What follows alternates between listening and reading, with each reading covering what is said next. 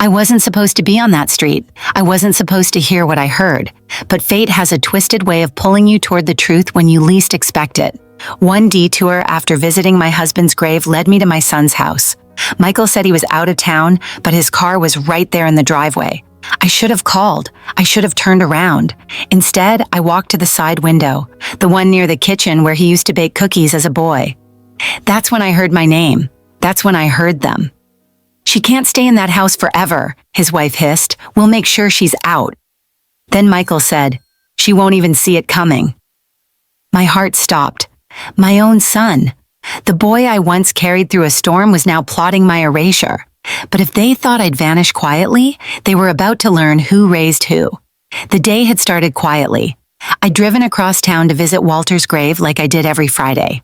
I brought him chrysanthemums. He always said roses were too proud, and sat for nearly an hour, talking softly to the marble that now held his name. The sun was dipping low when I got back in the car, and instead of taking the highway, I let instinct guide me through the back roads. Quiet, winding streets always gave me peace, but that peace didn't last long. As I passed Maple Street, something tugged at me. Michael lived there. He'd told me just 2 days ago that he and Vanessa would be out of state for a work conference. "Don't worry about the mail," he'd said. "We'll be gone all week." But there it was. His car, parked perfectly straight, dust-free, the front tires angled like someone had just come back from the store. My hands tightened around the wheel. At first I thought it might be a mistake. Maybe they returned early. Maybe he'd forgotten to tell me. But something inside me stirred, an old, aching sense I hadn't felt since my mother's funeral. The kind that whispers something's not right. I pulled over 2 houses down and turned off the ignition. I sat in silence, staring at that driveway. The air felt thicker here, the light dimmer despite the sunset. I stepped out, carefully closing the door so it wouldn't slam, and walked toward their house, shoes crunching against gravel like thunder in the silence. I didn't go to the front door. Instead, I crept along the side yard to the kitchen window, one I knew well. It faced the garden where Michael used to play with marbles and chase butterflies, where I once stood with a tray of chocolate chip cookies, calling him in for supper. My throat tightened as I crouched low and listened. Voices. At first, just murmurs, then sharper, clearer. "I told you," Vanessa's voice. "If she won't leave, we'll have to move forward." "I'm working on it," Michael said, his voice lower than I remembered, colder. "Legally, it's hers, but if we push the mental competency angle—" "She's old, not stupid," Vanessa snapped. "If she senses it, she'll call that damn lawyer." "Then we'll be faster," he said. "We'll make it look like concern, for her own good." My blood froze. My knees began to tremble. I reached up, gripping the window ledge to steady myself. "She can't live in that house forever," Vanessa continued. "We need it, and I'm not waiting another year for her to decide what to do with it." A pause, then Michael's voice again. "She won't even see it coming." That did it. I stumbled back, a sharp breath escaping my lips before I could stop it. My elbow hit a flower pot. It wobbled, then toppled, smashing against the stone pathway. The voices inside stopped immediately. "Did you hear that?" Vanessa hissed. My heart pounded so loud I couldn't hear anything else. I turned and darted back through the side yard, every step echoing through my bones. I didn't look back. I didn't stop. I reached my car, fumbled for the keys, and slammed the door behind me. Through the windshield, I saw the curtain shift. A figure, Vanessa, peeking through. I started the engine and drove off, my breath ragged, hands shaking. Every word, every syllable burned itself into my memory like a brand. She can't live in that house forever. They weren't worried about my well-being. They were planning to erase me. As I drove away, my chest heaving with disbelief and betrayal, something didn't sit right. Not just the words I'd heard, but how I'd heard them. Vanessa had always been calculating, but that night, her tone, it was theatrical, too clear, too perfectly cruel. Like she wanted those words to travel beyond that window pane. My grip on the steering wheel loosened. What if she knew I was there? I pulled into a quiet parking lot behind the gas station and sat in the silence.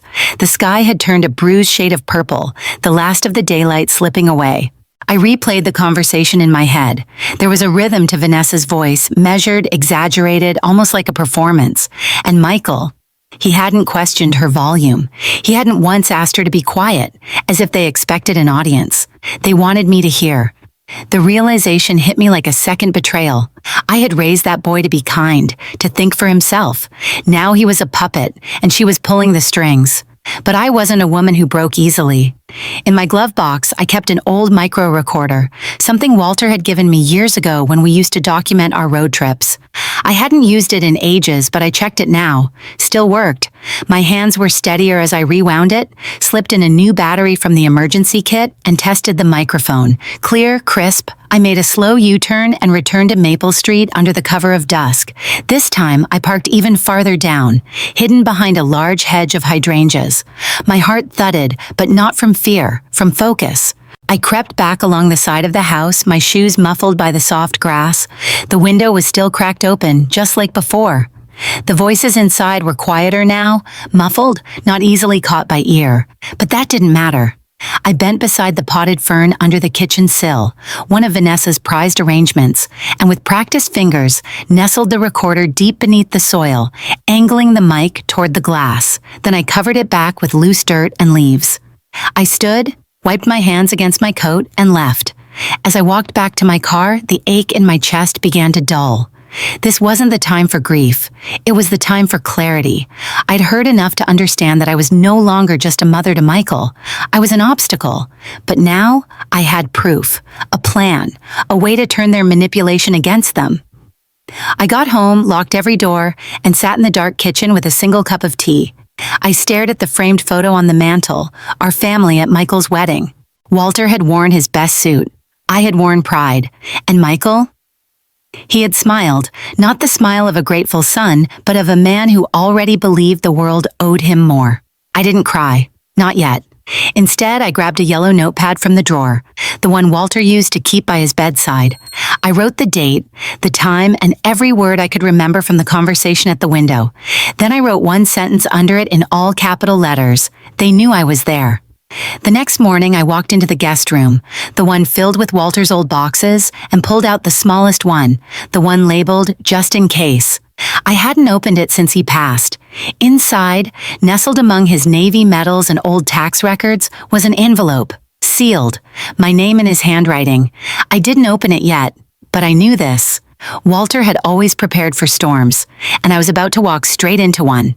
The next morning, I dressed in quiet resolve, pressed slacks, navy sweater, the same pearl earrings Walter gave me on our 30th anniversary. I wasn't preparing for war, not yet, but I was preparing for the truth. After a quick breakfast I barely touched, I picked up the yellow notepad with the night's scribbled notes and tucked it into my purse. I needed someone who would believe me before things escalated. I needed Eleanor Grant. She was Walter's legal confidant for more than 2 decades, a woman sharp as a tack with a gaze that could cut through lies like glass. Walter trusted her with everything, even more than he trusted himself on bad days. I hadn't seen her since the funeral, but I knew where her office was, in a quiet corner building downtown with ivy creeping up the bricks and a gold-lettered plaque. Grandin Fields, Estate Law. When I walked in, she was at her desk, typing, glasses perched low on her nose. She looked up. For a beat, her eyes widened, not in surprise exactly, but in recognition of something long expected. "Helen Cooper," she said, rising slowly. "It's been too long. Sit, please." I sat down, hands folded tightly in my lap. "I think my son is trying to take my house," I said.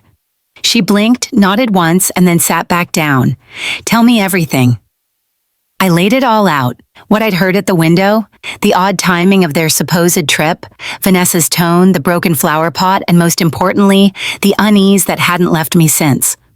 Eleanor didn't interrupt once, only her fingers moved, jotting brief notes on a yellow legal pad. When I finished, she leaned forward. "Walter expected this," she said softly. "Not this exact situation, but close." "What do you mean?" She opened a file drawer behind her and pulled out a thin gray binder with Walter's initials embossed in the corner. "Your husband was meticulous. After he got sick, he updated all your estate documentation. He even left something behind. For you." My throat tightened. "Something?" She nodded, flipping through the binder, then unlocking a small cabinet. From it, she pulled a sealed envelope in thick ivory paper. My name was written on the front in Walter's careful script. There was a second line beneath it. Open only if betrayed by our son. I stared at the envelope like it might burn through the table. My fingers hovered, trembled. I haven't opened it, I whispered. You don't have to, Eleanor said. Not yet, but it exists. He meant for you to have this if you ever needed to defend yourself. A strange silence followed, heavy with what-ifs. He always worried, I said finally, not just about his health, but about Michael. He never said it outright, but I saw it in his eyes after Michael married Vanessa. Eleanor tilted her head, inviting me to go on. There was a dinner, I said, voice quieter. 6 months before Walter passed, Michael was distracted the entire night. Vanessa corrected everything I said. Walter noticed. Later, when we were cleaning up, he asked me, "Did you hear the way she speaks to you?" And I laughed it off. I told him it was just her way. Did he believe you? No, that's when he started sleeping with the file box by his side of the bed. Eleanor's expression didn't change, but something in her eyes deepened, like a puzzle piece had clicked into place. He gave me a sealed document back then, said it should only be handed to you if things ever turned adversarial. He said, if my wife ever needs proof that I saw it coming, give her this. I stared at the envelope again. The seal was unbroken, but the truth inside it felt like it was already pressing into my chest. Do you want me to review your current deed and trust? Eleanor asked gently. Yes, I said. Please, I need to know what's mine, not what they think they can steal. She spent the next 20 minutes walking me through the paperwork. Walter had been thorough. The house was entirely in my name. The deed had protective clauses, but Eleanor warned me, ownership didn't mean safety. They could try legal tricks, guardianship claims, even medical manipulations. If they try to paint you as unfit, she said, it could spiral fast, especially if they have a doctor or lawyer willing to play along. I nodded, holding back a tremor in my voice. I'm not ready to open the letter, I said, but I need to be ready if I must. Eleanor gave me a second envelope, a copy of the current deed and a notarized summary of Walter's updates. You're not powerless, she said as I stood to leave, but you'll need to stay ahead. I walked out with the sunlight striking my face and the weight of the sealed envelope heavy in my purse. I didn't feel better, but I felt armed. At home, I placed the envelope in Walter's old desk drawer, right next to his wedding band. Then I sat at the kitchen table, staring out the window. Vanessa had said, she won't see it coming, but she was wrong. I'd seen the storm. I just wasn't sure when to open the umbrella. That night, I couldn't sleep. I sat in Walter's old armchair in the living room, the sealed envelope resting on my lap like a stone. Outside, the wind whistled through the trees, rustling the branches like whispers I couldn't quite hear. I thought about Eleanor's words, about ownership not equating to safety, about legal tricks, manipulations, guardianship, and I thought about Michael, my own son, pacing around that kitchen, plotting to take everything we'd built. At around 1 a.m., I rose and walked back into the study. I opened the desk drawer again, this time pulling out not just the letter, but the file folder Eleanor had given me, a summary of Walter's estate planning updates. I flipped through it slowly, page by page, highlighting every phrase I didn't remember seeing before. That's when something odd caught my eye. It was a reference code. A line buried in the notes about assets. Secondary trust asset. See private file index B4. Folder retained off record per client instruction. Index B4? I scanned the folder again. Nothing. I reached for the larger leather binder Eleanor had pulled from her drawer. In the back, behind a flap, I found it. A single typed document. Private estate summary. Helen M. Cooper. There, under real estate holdings, was a line item I had never seen before. Property 712C, coastal home, Chesapeake Bay, undisclosed to probate, held under Helen M. Cooper, per spousal transfer, 2013. My hands began to shake. Walter had purchased another property, and not just any home. This one was placed fully in my name, transferred quietly before he passed, excluded from any public records filed during the will processing. A hidden safety net, my safety net. I reread the line over and over, my lips pressed into a tight line. It wasn't just protection, it was proof. Walter had known this was possible. He hadn't just prepared for betrayal. He'd buried shields for me beneath layers no one else could trace. Suddenly, my phone buzzed. I picked it up from the side table, expecting some junk email or maybe a news alert. But it was a text from an unknown number. Mrs. Cooper, I'm sorry to reach out like this, but I think you need to know. Vanessa is talking to someone about getting you medically evaluated. I overheard her on the phone. Please be careful. Rachel. My breath caught. Rachel? Vanessa's cousin? We'd only spoken briefly at the wedding. She was young, maybe 22 at most, sweet, nervous, and far too observant for Vanessa's liking. I remembered her sitting awkwardly at family dinners, avoiding her cousin's glares. And now she was warning me. I stared at the message, then reread it. Getting you medically evaluated. That meant one thing, guardianship. They were going to try and have me declared unfit. That was why they were being so quiet. Why they hadn't contacted me directly. They were building a case. The teacup in my hand rattled against the saucer. I set it down. I had no time. I walked back to the study, this time not hesitating. I sat down at Walter's desk, lit the small lamp, and stared at the sealed envelope. Open only if betrayed by our son. The seal cracked with a crisp sound as I slid my finger under the wax. Inside was a single sheet of thick parchment and a USB drive. I unfolded the paper slowly, breath shallow. Helen, if you're reading this, then what I feared most has come to pass. I tried to believe Michael wouldn't let it happen, but I saw the signs, his anger, his entitlement, her whispers. You trusted them longer than I did, and maybe that's a strength, but now it's time for you to protect yourself. The USB contains records they don't know exist, assets, recordings, plans.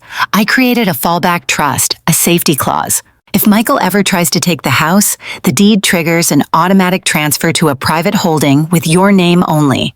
But you must act first. Don't wait for kindness. Use what I left you. Go before they corner you. You were always stronger than you thought. Love, Walter. I read it again, and then again. By the fourth time, tears were blurring the ink. My husband had seen the storm before I did. He hadn't trusted them, but he trusted me, and now that trust was my weapon. I plugged the USB into my laptop. Folders appeared, labeled meticulously, asset backup, medical misinformation prevention, audio logs, contingency property files. My heart pounded as I opened the last folder. There it was, scans of the Chesapeake Bay deed, confirmation of the transfer, and a notarized affidavit. Walter's instructions that in the event of coercion or attempted displacement, the house I lived in would become inaccessible to Michael through any legal challenge. I sat back. I wasn't just safe, I was fortified, but they didn't know that, and I wasn't going to warn them. Not yet. I didn't tell Eleanor I was going, I didn't even tell myself. Not officially, but when I woke up that morning and saw the pale gray light creeping through the blinds, I knew where I needed to be. No more waiting, no more whispering around corners. It was time to look my son in the eyes. I dressed simply, beige slacks, soft sweater, walking shoes. I packed the folder Walter left, the copy of the deed transfer Eleanor had printed, and the flash drive in a leather clutch. Then I drove. Michael's neighborhood was quiet as ever. Manicured lawns, trimmed hedges, wind chimes that tinkled like secrets. His car was in the driveway again. Vanessa's too. I parked half a block away and walked the rest of the distance with my head high and breath steady. At the door, I hesitated only once before knocking. 3 sharp raps. I counted to 5. Then the door swung open. Michael stood in sweatpants and a half-buttoned shirt, coffee mug in hand. His face shifted from surprise to confusion to something harder. "Mom," he said, "you didn't call." "I thought I'd stop by," I replied, stepping forward. "I was in the area." He hesitated, blocking the entrance slightly. "We're kind of busy." "I won't be long." I didn't wait for permission. I stepped past him. The moment I entered the living room, I stopped. On the coffee table sat a familiar sight. Manila folders, financial statements, copies of my utility bills, even a printout of Walter's will. My will. Our trust documents. Stacked, spread, analyzed, like evidence in a courtroom. I didn't speak. Michael closed the door behind me, but the sound felt miles away. Vanessa walked in from the hallway, heels clicking, tablet in hand. She stopped cold when she saw me, her carefully curated expression slipping for a millisecond. "Margaret," she said, "never Mom, never Helen." We weren't expecting company. "Clearly," I said, gesturing to the documents. Michael set his mug down a little too quickly. "I can explain." I didn't answer. I reached into my clutch and pulled out the folder Eleanor had prepared. I placed it, quietly but firmly, atop the papers on the table. Then the front door opened again. Footsteps, and a voice. "Am I late?" Eleanor's voice cut through the room like a scalpel. She stepped inside, blazer crisp, her briefcase in hand. Michael paled. Vanessa stiffened. "You?" Michael said. "Me," Eleanor replied, walking over to stand beside me. "Helen asked me to drop by. I thought it best we discuss everything face to face." Vanessa recovered quickly. "We're just reviewing the estate, nothing illegal about that." "You're not executors," Eleanor said coolly. "You're not even beneficiaries at this point. And going through private documentation without consent? That's another story." Michael opened his mouth, but I raised a hand. "I want to hear it," I said. "Go on, Michael. Tell me what this is." He faltered. "It's just, you've been forgetful lately. We wanted to make sure everything was in order, in case..." "In case what?" I said, voice sharp. "In case I died? Lost my mind? Signed something you slipped into the pile?" His face tightened. Eleanor opened her briefcase and pulled out a certified packet. "This," she said, laying it down beside my folder, "is a legal reaffirmation of Helen Cooper's sole ownership of her home and assets. It includes Walter's trust amendments and the fallback clause he filed with me before he passed. The documents you've gathered here?" She tapped the mess on the table. "Outdated, incomplete, and irrelevant." Vanessa folded her arms. "We're just trying to help her. If she's going to accuse us..." "I haven't accused anyone yet," I said, "but I want answers." Michael looked down. "You always said this family mattered, that the house was for all of us someday." I took a breath. "And you thought the best way to honor that was to steal it while I was alive?"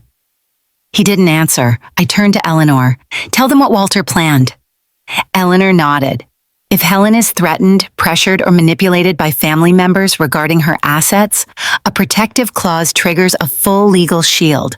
That's already in effect. Any attempt to contest it will fail." Vanessa's face burned with rage. "You can't do this." Michael turned toward me. "You're cutting us out?"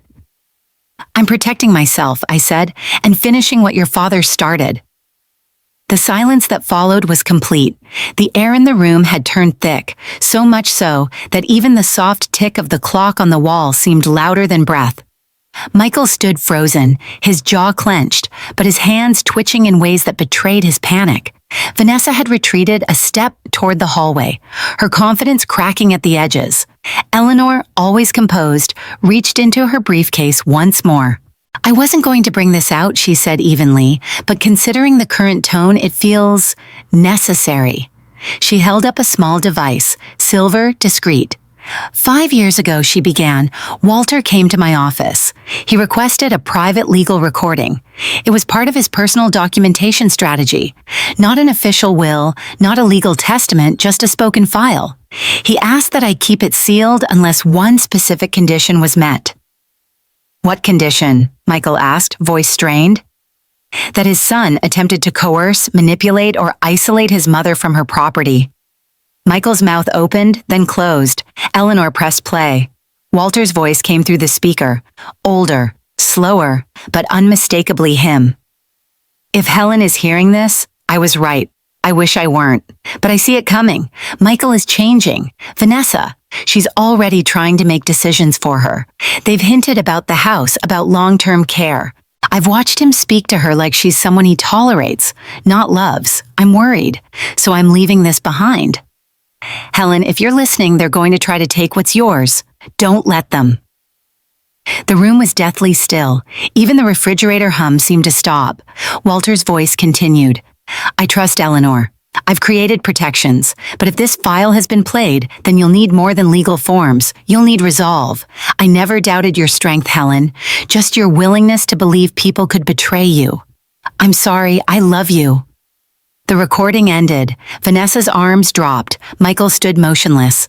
I inhaled sharply, the burn in my chest, no longer sorrow, but something sharper. Anger, not a wild, flailing fury, but a focused, deliberate kind.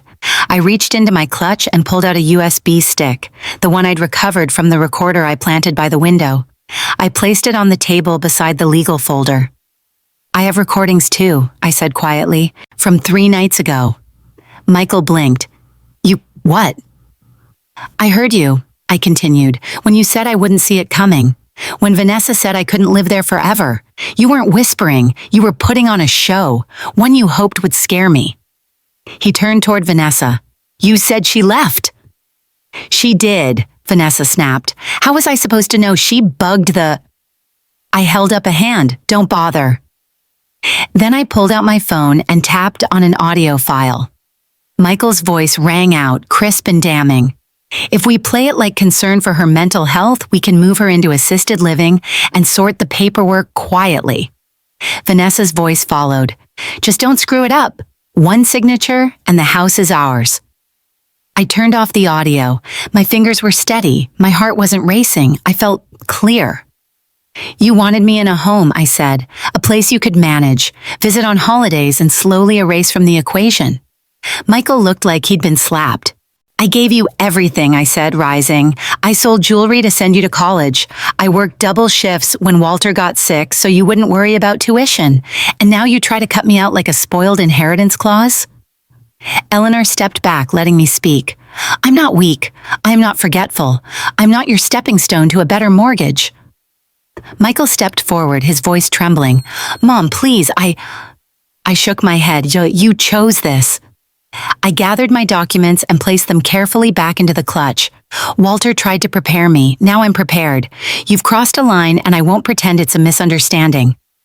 Vanessa folded her arms again, but it was brittle now, hollow. You're making this bigger than it is. No, I said, turning to the door. I'm making it real, which is more than I can say for your loyalty. Eleanor followed as I left. I didn't slam the door. I didn't look back. As I stepped outside into the cold air, I felt no relief, just resolve. Let them scramble now. I had the proof. And more importantly, I had my name. I left everything behind except what mattered. 3 suitcases, 1 cedar box of Walter's belongings, and the thick folder of legal documents now carrying the weight of my name. I didn't tell anyone where I was going, not even Eleanor. It wasn't secrecy, it was protection from them, from the world, from what they had tried to turn me into, a relic. The house sat at the edge of Chesapeake Bay, tucked behind tall reeds and wild dunes, where the wind always smelled like salt and the birds were louder than memory. Walter had bought it years ago, quietly, under a trust no one but Eleanor and I now knew existed. He called it the emergency lighthouse, like a joke, but he had never laughed when he said it. When I arrived, the house was just as the papers described. Whitewashed wood, blue shutters, a wraparound porch that sighed under every step. The key slid into the lock like it belonged to my palm, and when I pushed open the front door, the smell of cedar, old dust, and sea air rushed into my lungs like medicine. There was no furniture but a table and chair, no photos, no past, and I liked it that way. I spent the first few days settling into silence. I bought groceries in a neighboring town where no one knew my face. I unpacked slowly, books first, then dishes, then a blanket Walter used to keep in the back of the car. At night, I sat by the fireplace, not lit yet, but full of memory. I watched the waves darken beneath the stars. For the first time in weeks, I breathed without bracing myself. But peace never comes without shadows. On the 7th day, just as the sun was dipping low and the gulls began their evening cries, I found it. A white envelope, thick and unmarked, sitting inside the mailbox at the foot of the path. There was no stamp, no return address. Just 4 words written in bold, slanted ink. I know your secret. I stood still, the envelope crinkling slightly in my grip. It wasn't addressed, it wasn't dated, it was simply waiting. I looked around. The street was quiet like always. The closest neighbor was a half-mile down the shoreline. There hadn't been any visitors, no deliveries. I checked the mailbox every morning. This had been placed today. Inside the house, I didn't open it right away. I placed it on the table, poured myself a cup of tea, and stared at it as steam rose between us. My heart wasn't racing, but my fingers were cold. When I finally unsealed the flap, there was only a single sheet inside. No letterhead, no signature. Just this: "You're not the only one Walter prepared, and you're not the only one with something to lose." My breath caught. The paper fell from my hand. Not Michael, not Vanessa. They didn't know about this house, and even if they did, they wouldn't speak like this. Too cryptic, too knowing. This wasn't a threat, it was a warning, or maybe leverage. I reread the message 3 times, then scanned the paper for fingerprints, markings, anything. Nothing. Then for the first time since I arrived, I locked the doors. That night, the wind howled louder than usual. I sat near the window, one eye on the sea and the other on the dark stretch of road that curved past the front yard. I didn't light the porch lamp. I didn't sleep. Who else had Walter prepared? Was it Eleanor? No. She had given me everything openly. She never hinted at secrets beyond what I already knew. Was it someone from his military years? An old friend? A colleague?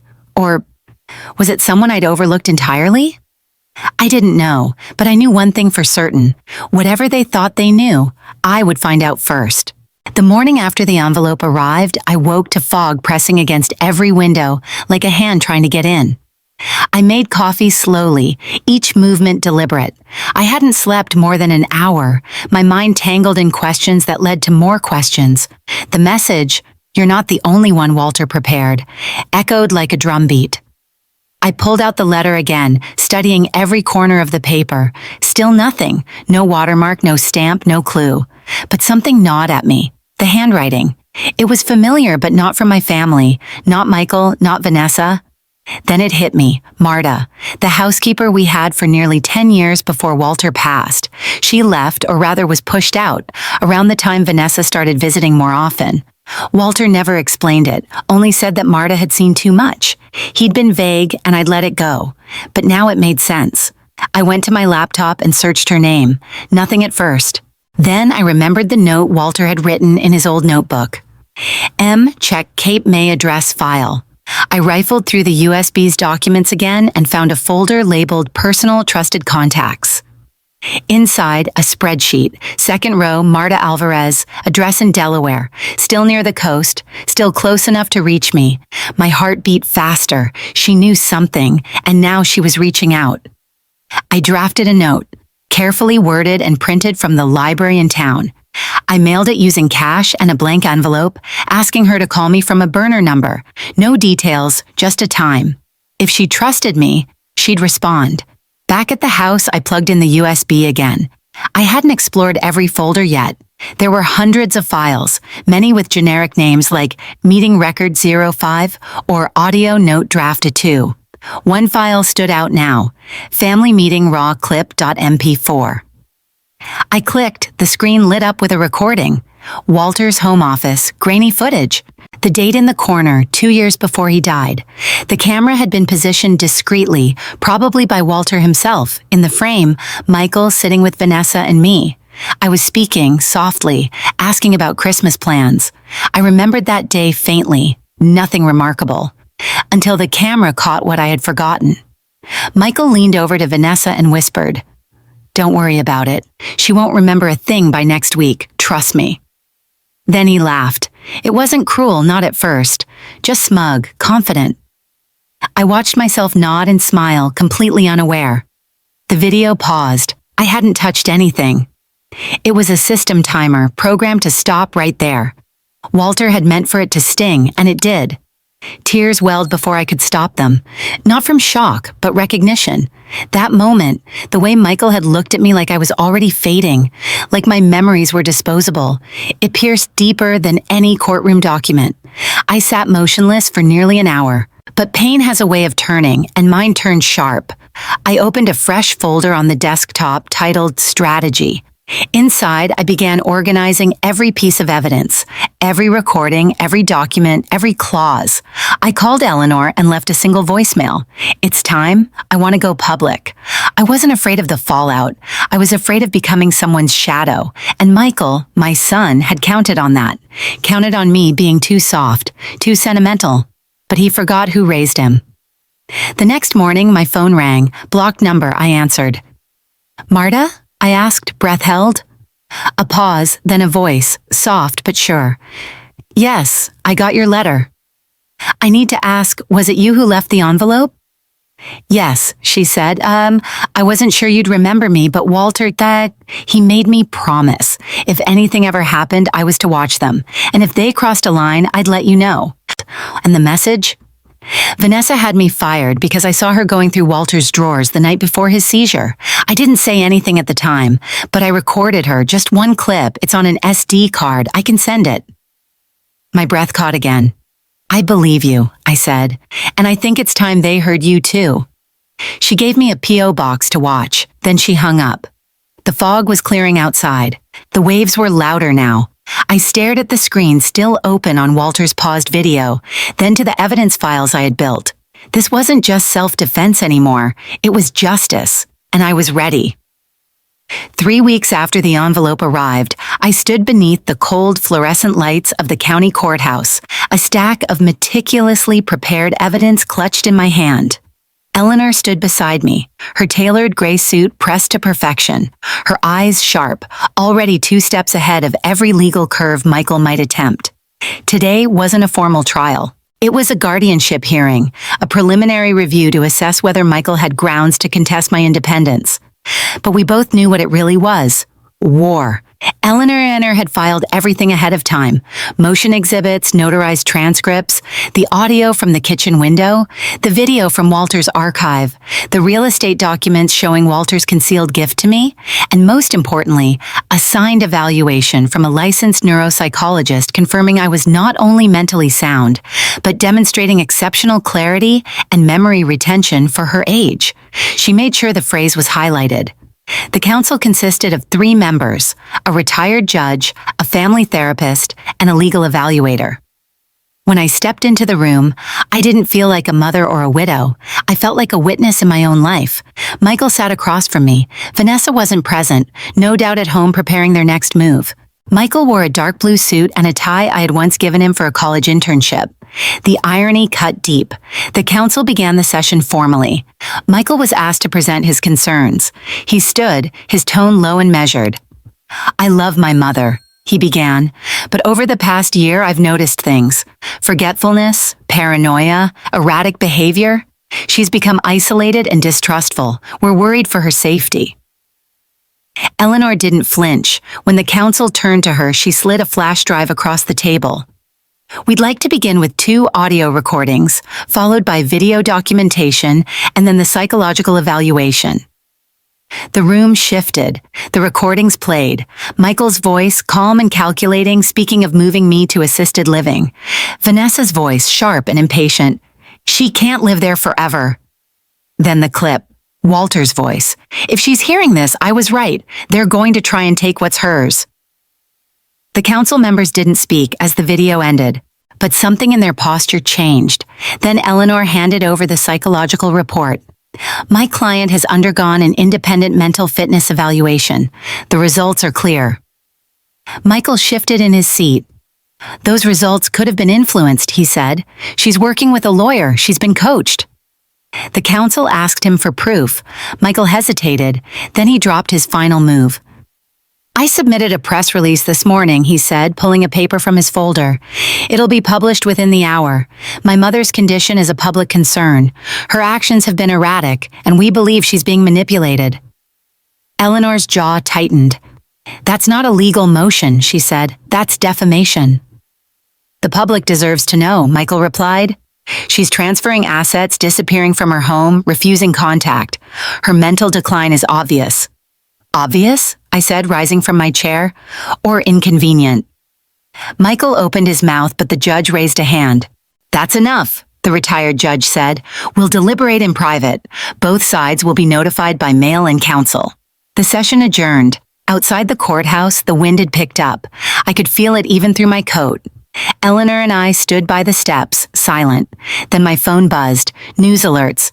Heiress to Walter Cooper's estate facing mental health questions. Son claims manipulation. Family feud or guardianship emergency. Audio leaks suggest internal dispute in Cooper family. They were fast, efficient, ruthless. By nightfall, social media had fractured. Hashtags trended. Hashtag justice for Helen protect the elderly Walter knew. Some believed Michael, painting me as confused, irrational, preyed upon by lawyers and paranoia.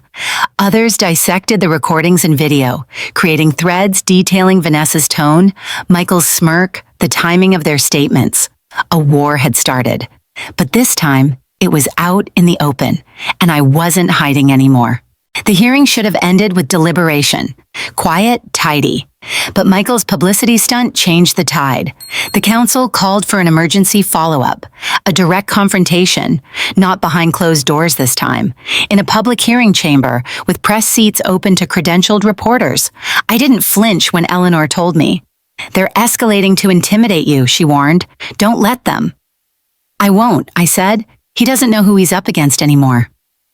The hearing hall was stark, the kind of room meant to feel neutral but only emphasized judgment. I walked in with my head held high, Eleanor by my side, the press murmuring behind half-raised phones. Michael was already seated at the opposite table, his tie too tight, jaw twitching. He looked like a man trying to stay composed while the ground cracked beneath him.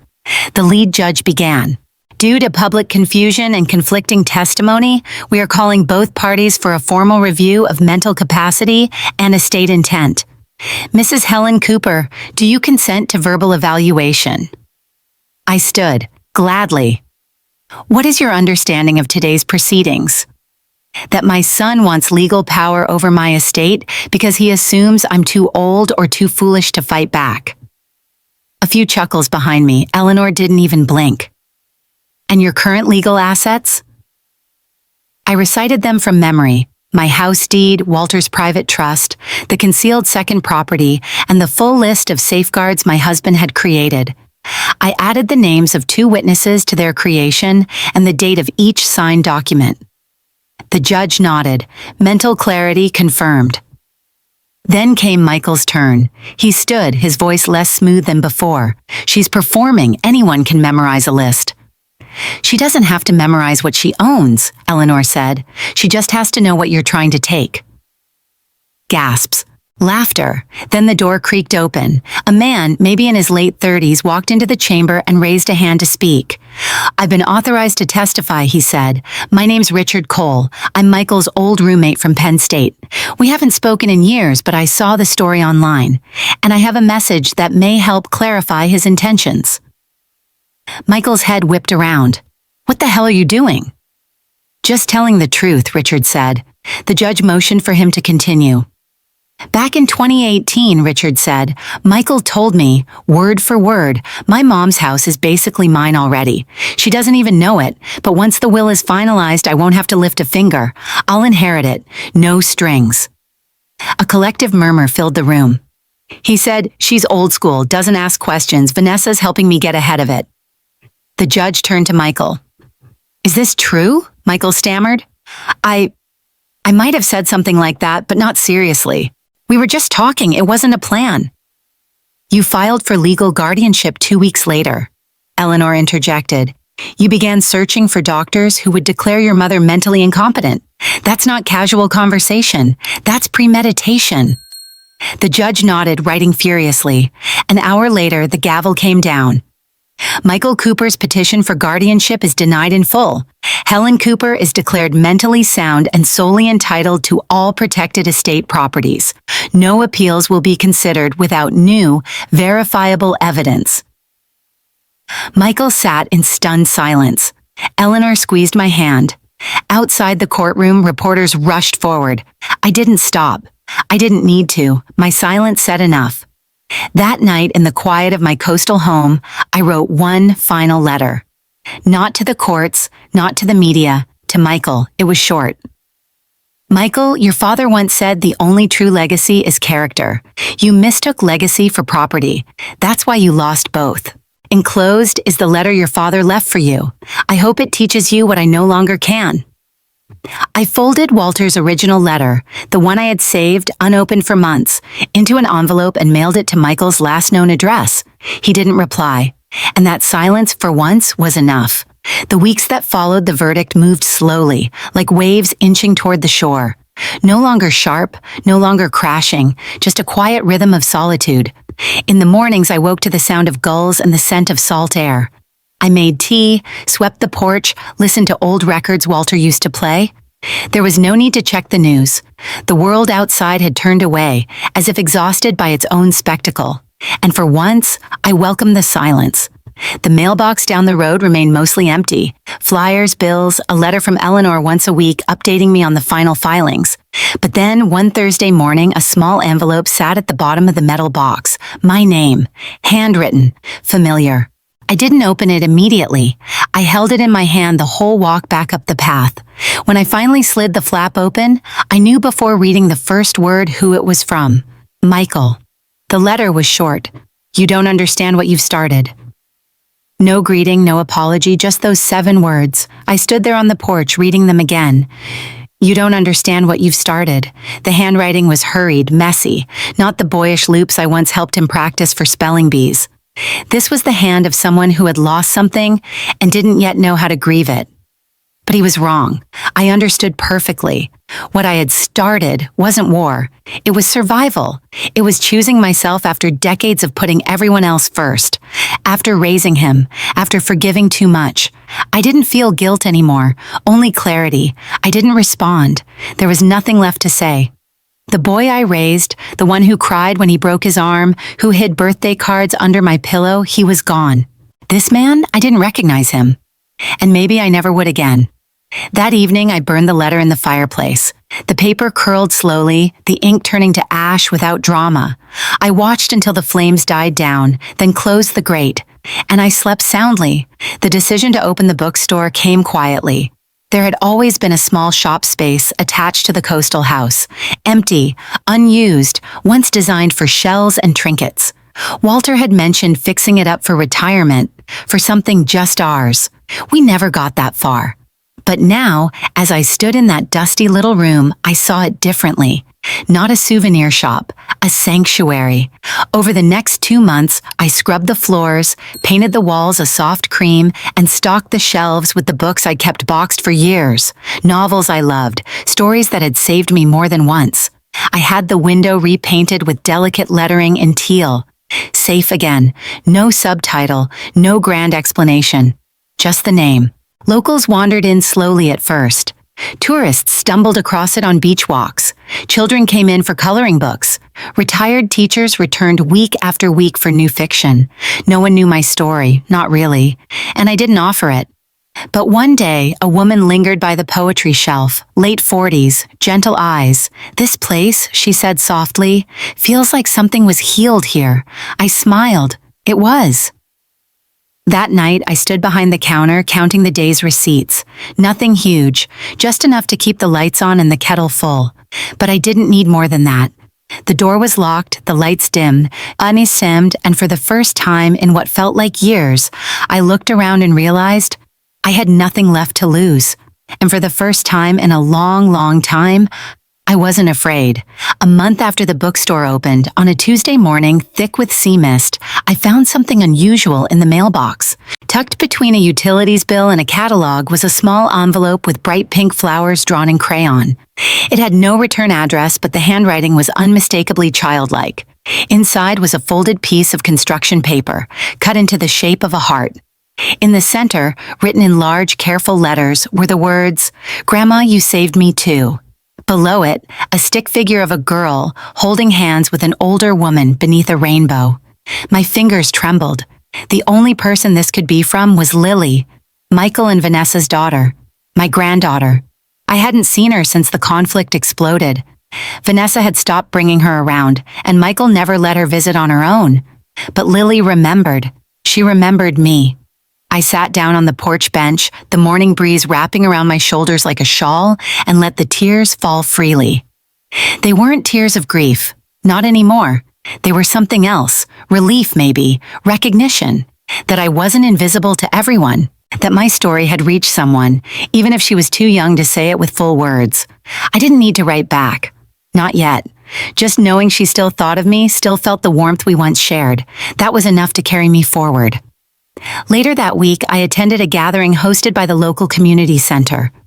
A quiet support group for women, most in their 50s or older, who had lived through betrayal, loss, or abandonment. Some had been pushed out of their homes.